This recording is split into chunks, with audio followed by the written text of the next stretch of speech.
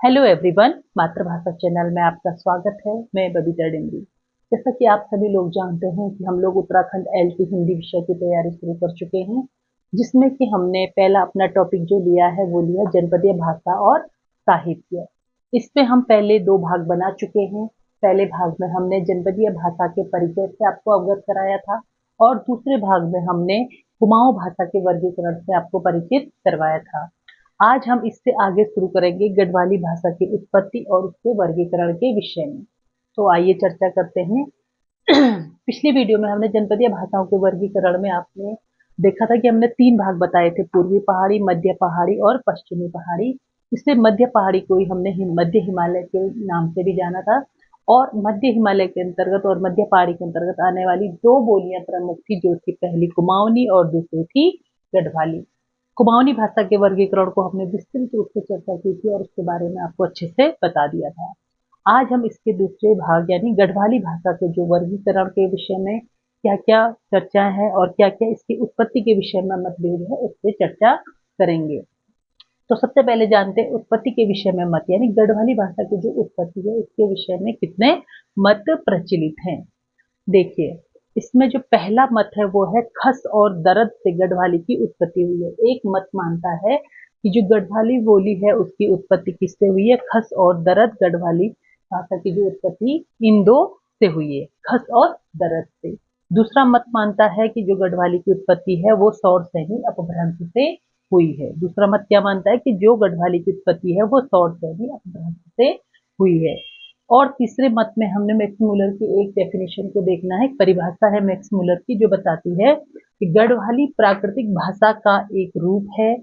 गढ़वाली जो है वो प्राकृतिक भाषा का ही एक रूप है।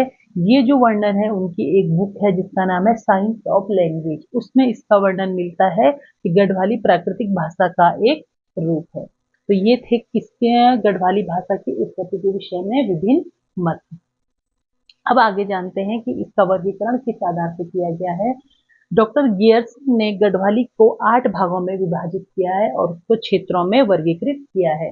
उन्होंने बताया कि जो हमारी गढ़वाली बोली है उसके कितने हैं, उसके 8 भाग हैं और उसको इतने क्षेत्रों में विभाजित किया है। तो देखिए जरा विस्तृत रूप से। पहली है जो गियर्सन ने जो पहला दिया है वो है बधानी। तो है बधानी। बधानी जो है वो पिंडर तथा मंदाकिनी के मध्य क्षेत्र के अंतर्गत आती है। जो हमारी बधानी बोली है गियर्सन के अनुसार वो हमारी पिंडर और मंदाकिनी क्षेत्र के मध्य में आती है। जो हमारी सेकंड जो गियर्सन ने बताई है वो है श्रीनगरी बोली। वह है श्रीनगरी बोली जो हमारे पौड़ी जनपद के देवल के निकट के क्षेत्र के अंतर्गत आती है। कुमाऊं पौड़ी जनपद के देवल क्षेत्र के निकट आती है। तीसरी है हमारी मांझ कुमैया। तीसरी है मांझ कुमैया जो हमारी कुमाऊं से संलग्न क्षेत्रों में आती है, यानी संलग्न यानी जुड़े हुए जो क्षेत्र हमारे कुमाऊं के आसपास जुड़े हुए हैं वो हमारे क्या है, मांझ कुमैया जो बोली है वो कुमाऊं से संलग्न क्षेत्रों के अंतर्गत आती है। उसके बाद है हमारी सलाणी। सलाणी जो है हमारी वो सलाण क्षेत्र के अंतर्गत आती है। सलाणी हमारी कहाँ से आती है, सलाण क्षेत्र के अंतर्गत आती है। उसके बाद 5वें नंबर पे हमारी है नागपुरिया बोली। क्या है, नागपुरिया बोली जो हमारे नागपुर पट्टी यानी चमोली क्षेत्र में जो हमारी नागपुर पट्टी है उस क्षेत्र के अंतर्गत आती है। कौन, हमारी नागपुरिया। उसके बाद है हमारे 6वें नंबर पे राठी। राठी जो बोली है वो आती है कुमाऊं मंडल से सटे क्षेत्रों में। जो कुमाऊं मंडल से लगे हुए क्षेत्र है वहां पे राठी बोली बोली जाती है। 7वें नंबर पे है हमारी दसोलिया। दसोलिया जो हमारी जो दसोली क्षेत्र है चमोली में उसके अंतर्गत आती है।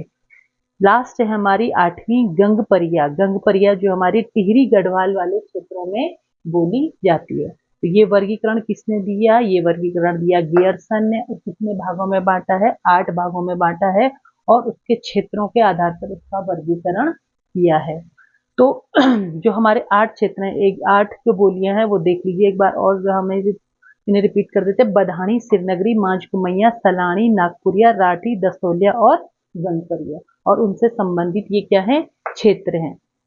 तो आपने जो जनपदीय भाषा का जो हमारा वर्गीकरण है उसमें जब हमने कुमाऊनी और गढ़वाली में देखा तो कुमाऊनी के बारे में आप पढ़ चुके हैं और गढ़वाली के बारे में मैंने आज आपको विस्तृत रूप से बता दिया है कि जो हमारी गढ़वाली है वो पहले तो उसकी उत्पत्ति के विषय में बहुत सारे मतभेद थे कि इसकी उत्पत्ति कहाँ से हुई है, और उसकी उत्पत्ति को अलग-अलग मतों में बाँटा गया है। पहला मत बताता है कि खस और दरद से गढ़वाली की उत्पत्ति हुई है। दूसरा मत बताता है कि सौरसेनी अपभ्रंश से गढ़वाली की उत्पत्ति हुई है। और तीसरे मत में जो मैक्स मुलर ने उन्होंने अपनी जो बुक है साइंस ऑफ लैंग्वेज, उसमें इस चीज का वर्णन किया है कि जो गढ़वाली प्राकृतिक भाषा का ही एक रूप है। उसके बाद डॉक्टर गियर्सन ने हमारे जो 8 भाग बताए हैं उसमें उन्होंने गढ़वाली को जो वर्गीकृत किया, बहुत अच्छे ढंग से उसकी बोलियों को बांटा है और उसकी बोलियों से संबंधित क्षेत्र में उसे बांटा है। परीक्षा की दृष्टि से बहुत ही महत्वपूर्ण आपको सिद्ध होने वाला है।